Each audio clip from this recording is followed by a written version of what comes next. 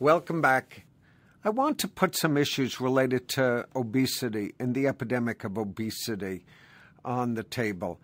And I thought in doing so, rather than throwing a lot of statistics at you, because clearly there are a huge amount of statistics that we've been hurling at you for all sorts of causes. In this presentation, I want you to sort of sit back and think. Look and listen to what has happened with the rise in weight and with the change in obesity, and think about what is it that we as a society have done. You know, we tend to think of obesity as an individual problem. Just get a hold of yourself. Stop eating so much. Get more exercise. Do this, do that. But are there societal decisions, economic forces, economic decisions that have had such a huge impact as to create this epidemic? Is it McDonald's fault that we have such a rise in obesity among young people in this country? Or what has really caused it? What has triggered it? Or is it a myth? These are some of the things that I would hope that in this presentation we can think about. So I'd like to start out, as I have with many sessions, on trends. But here we're going to look at obesity trends in a somewhat different way. So starting in 1985, the CDC has collected data on obesity trends by state.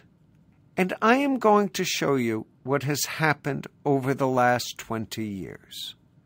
Sit back and watch the change in the map of the United States. Pay particular attention to the legend down below. And if you recall in my presentation on trends in adolescent health in the United States, I said that in the 1980s we didn't have data on obesity in most states. And the reason is that it just wasn't perceived as a very important issue. Now watch what has happened over time. 1986, 1987, 1988, 1989, 1990, 1991, and all of a sudden you notice some states, Louisiana, Mississippi, Michigan, coming in with 15 to 19% obesity. 92, 1993, 1994, 1995, 96, and now in 1997, some states are reporting greater than 20% of the population. 98, 99, 2000, and now some states are reporting more than 25% obese. In 2002, you begin to see more states with obesity greater than 25%. 2003, 2004, and now in 2005, for the first time, obesity at greater than 30%. And more states are red. And in 2007, more states have obesity greater than 30%. Overall, we see a dramatic and profoundly worrisome trend. In 1990, among the states that participated in the surveillance system, 10 states had obesity prevalence less than 10%. That's 20% of all states in the United States. No states, none, 20 years ago, less, had a prevalence greater than 15%. By 98, no state had a prevalence less than 10%. 7 states had prevalence between 20 and 24%, and none over 25%. Today, only 1 state in the United States has a prevalence less than 20%, Colorado. 30 states have prevalence greater than 25%, and 3, Alabama, Mississippi, and Tennessee, have an obesity prevalence greater than 30%. Clearly, this is a profound epidemic that has tremendous implications for young people. In this graph, what you see is there has been a decline in the cost of food spent by the average American family. What we have seen from the early 1930s, where food accounted for approximately a quarter of one's income, today food is cheap, and it accounts for about 10% of one's income. In the early 1970s, there was a farm crisis in the United States. The consequence of the farm crisis is that the price of beef started to escalate. President Nixon brought his finance people together and he said, beef is the staple of American food. We have to do something about this. What can we do? And what they did was that they changed the farm subsidy structure for grain. What that did was it dropped the price of grain dramatically. What that did is it dropped the price of beef dramatically.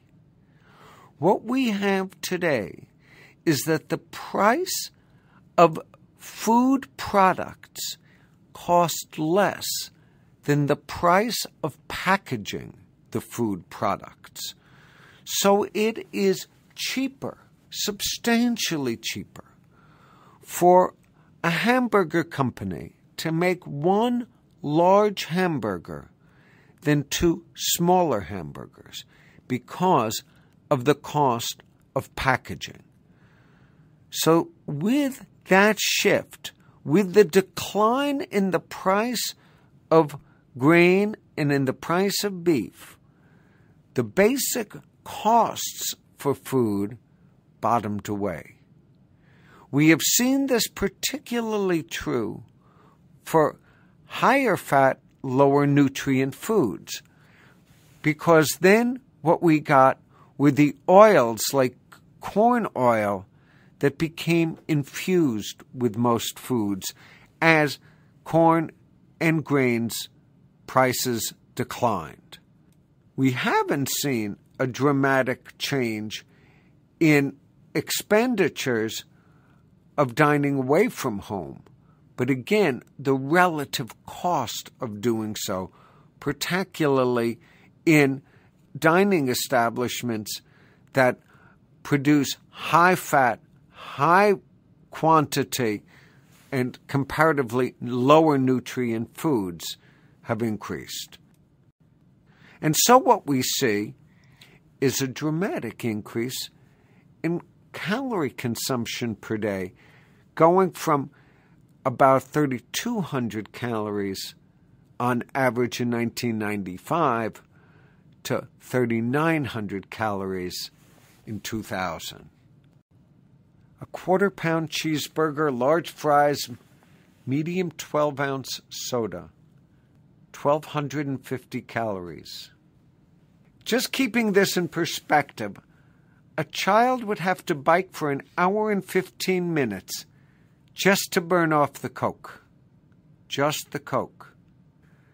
You would have to run at an incline of 8 degrees, that's up a mountain, for 40 minutes to burn off 1,200 calories. That is, if you could make that run at about a pace of 8 minutes per mile. There has been an extraordinary amount of advertising targeted directly at children. Food intake of U.S. children and adolescents, when you compare it to the recommendations, only 1% of youth, those 12 to 19 years of age, met all of the national recommendations for food intake. 16% didn't meet any. Most met only a few. When you look at obesity among youth in the United States, the rates have doubled in children and tripled in teens since 1980. We have today more than a quarter of youth who are overweight. And of obese children, 2/3 will remain obese as adults. And what this means is they go on to have higher prevalence rates of hypertension, cholesterol, and insulin-related problems, and specifically diabetes. So we have had an epidemic increase in diabetes. Poor diet and less activity that are related to obesity may soon overtake tobacco as the leading cause of death among U.S. adults. When we look at the money that is spent on advertising, it is nothing short of staggering. In 2005, the National Academies of Science released a report on food advertising and its consequences aimed at children and youth.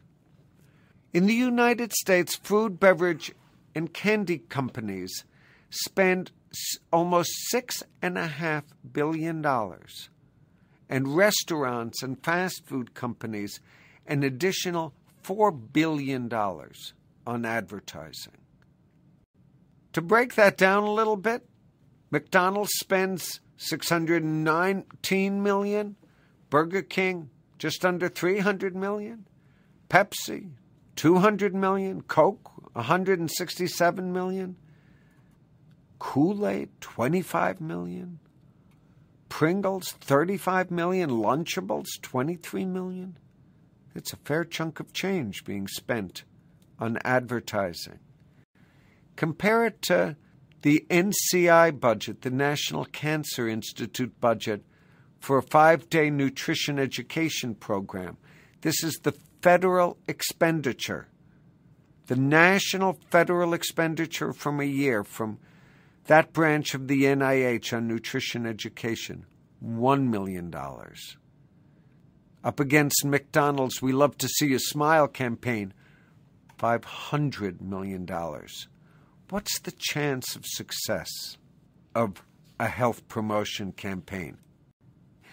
The U.S. government's entire budget for nutrition education is 1/5 the budget for Altoids mints.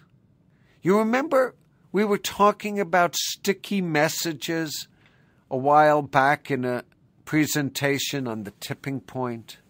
I bet you are far more likely to know the jingle for Altoids than you are for any U.S.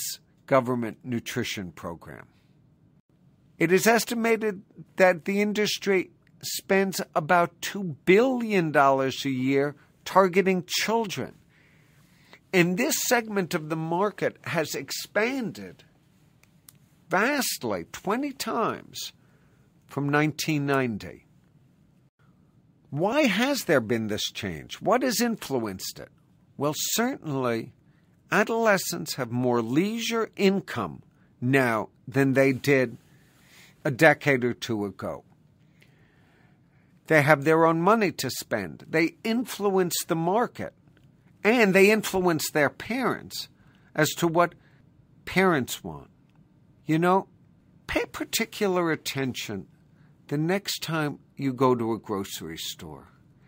Pay particular attention as you walk down the aisle to where products in that grocery store are placed. Walk down the cereal aisle, for example, and look where the health cereals are placed, and look where the sweet cereals are placed. I would suggest the odds are overwhelming that the sweet cereals are placed at just about the eye level of a 10-year-old, where the health cereals are placed just about the eye level of a basketball champion, way up high. And so marketing and food placement have a tremendous role. Youth are a future market, so if advertisers can interest them now, they have a long-term commitment. So what the focus is not even on whether you will buy the product, but it is whether you will recognize the brand, and over time you become associated with that brand. So food advertising is in multiple ways, and we'll just touch briefly on the various ways that marketing is done. Television, in-school, product placement, kids clubs, internet, in toys, and youth-targeted promotions. We'll touch on all of these areas when we come back in the next section and look more specifically at strategies that advertising companies use to influence food choices.